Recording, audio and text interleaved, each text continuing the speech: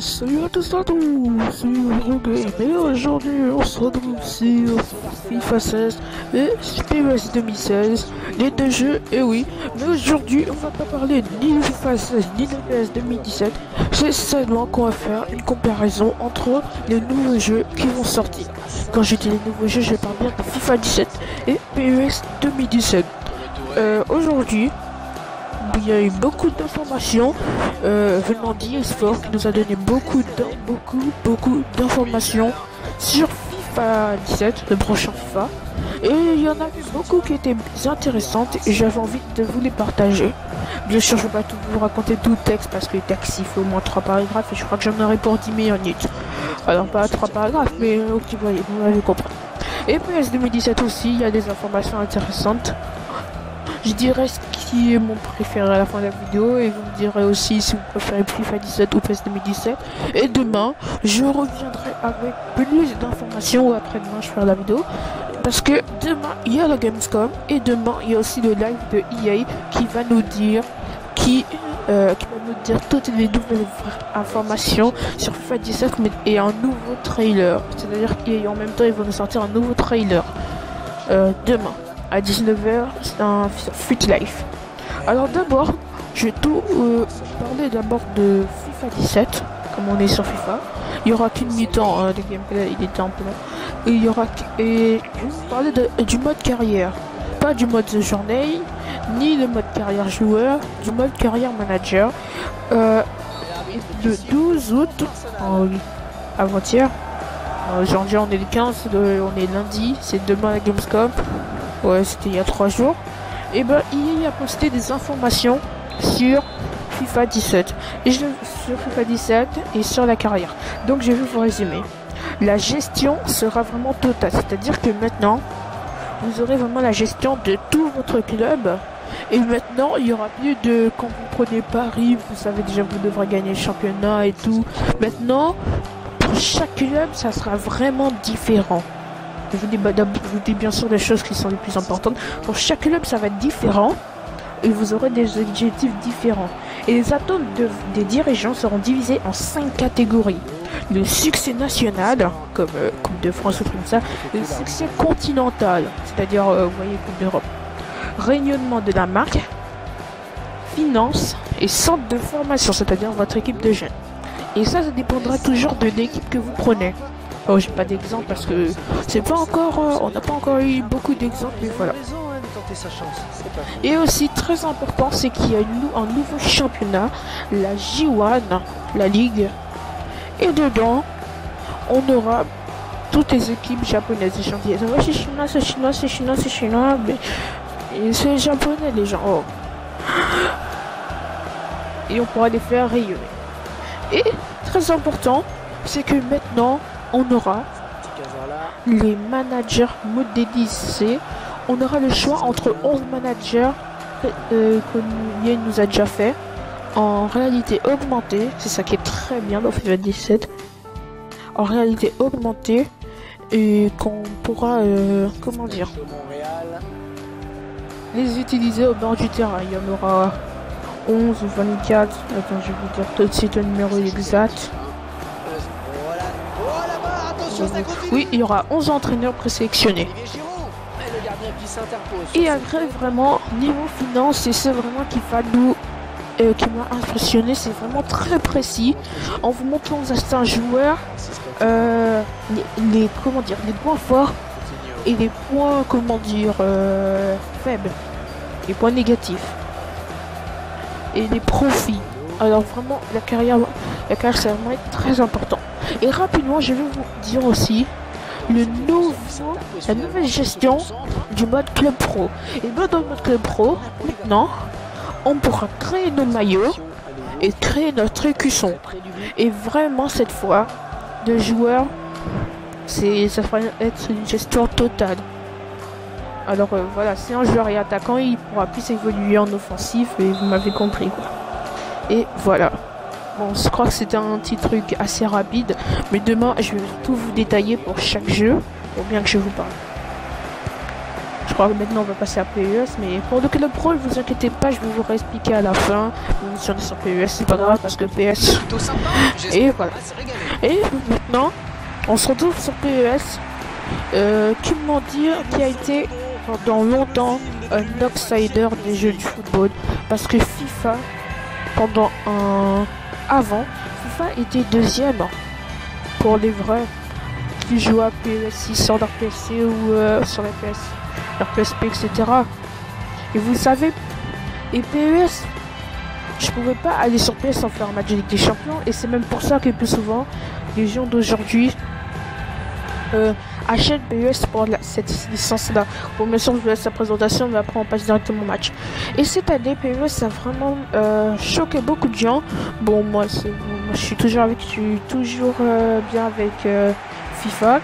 Et PES n'a pas vraiment fait beaucoup de changements. Ils ont fait beaucoup de changements. Bon, au niveau graphique, c'est toujours très beau, très beau. Et voilà.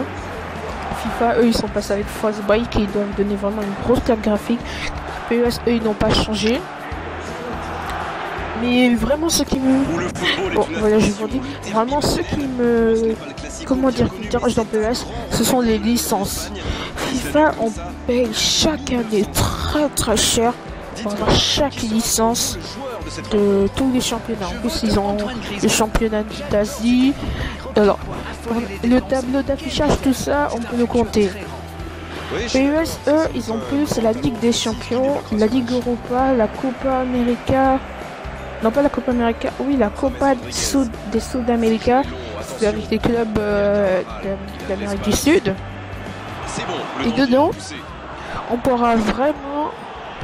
Ils disent que le jeu sera plus fluide, comme le dit Control Reality, le contrôle réel, quoi.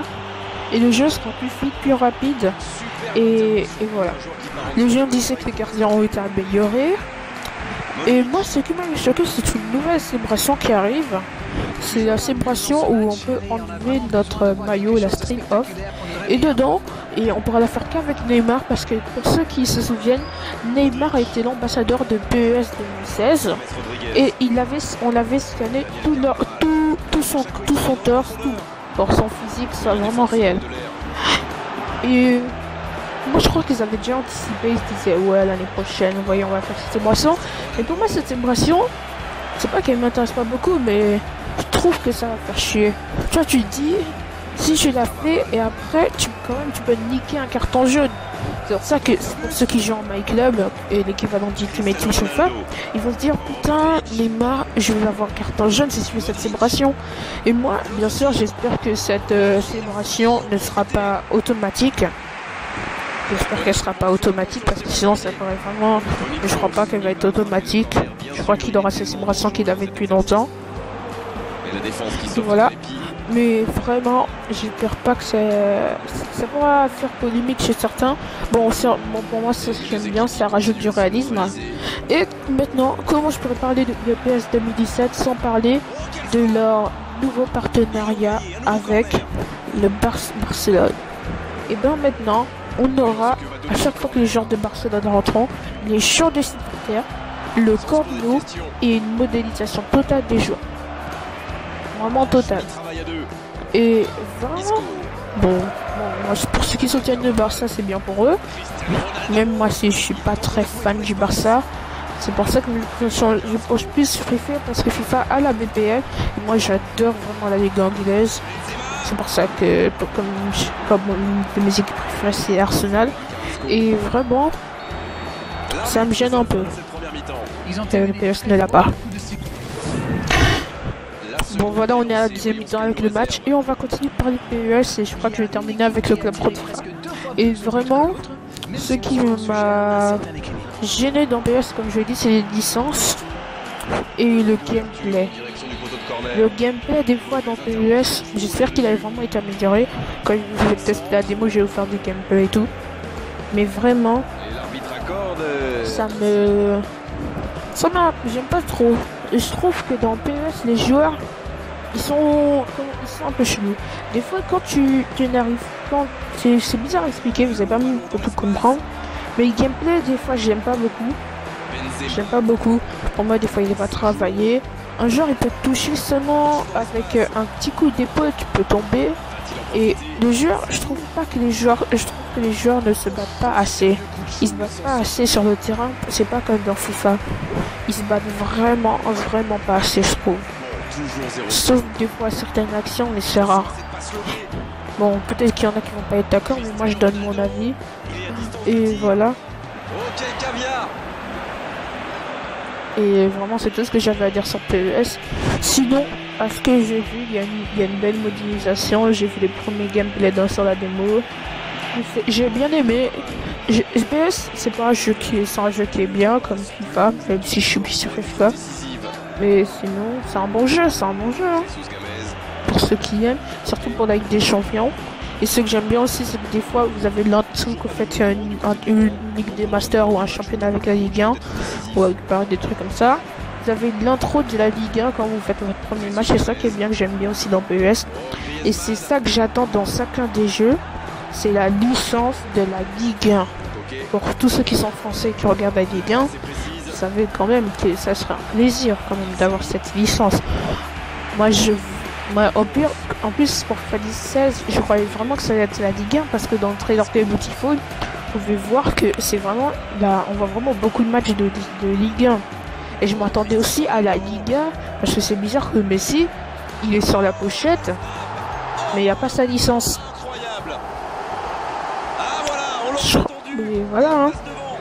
Maintenant, je vais vous parler vraiment du Club Pro qui a vraiment été amélioré. D'abord, je finalise avec le mode carrière au niveau des finances pour vraiment vous préciser tout ça.